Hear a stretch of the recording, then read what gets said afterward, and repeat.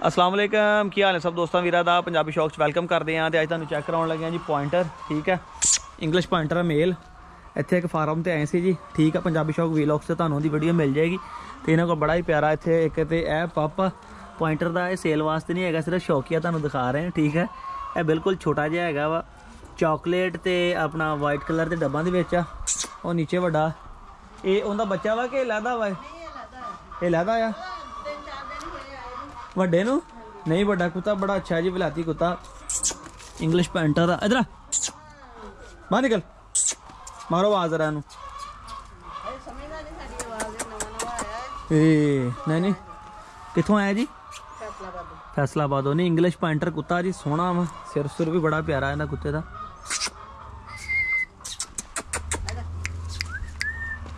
Check करो जी, ठीक है, अभी इतने फार्म ते मौजूद आ कराड़ी च।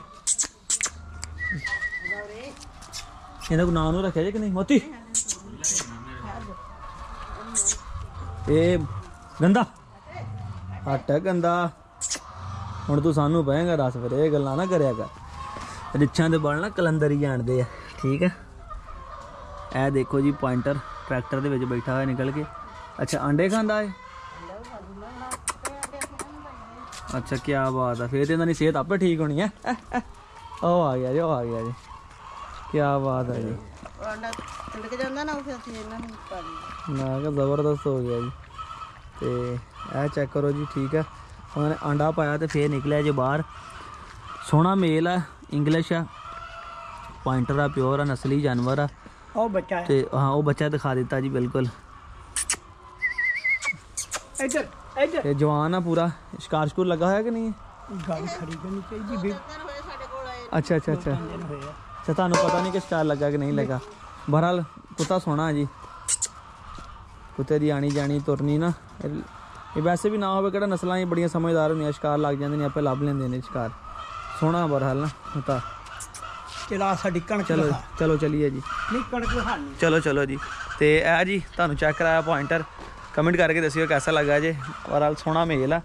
तो वह दस रहे हैं कि उन्होंने को 3-4 दिन हो जाए इतने आया नू, ठीक है। हाइट भी सोहनी आँदी, सिर सुर भी बहुत सोहना वा।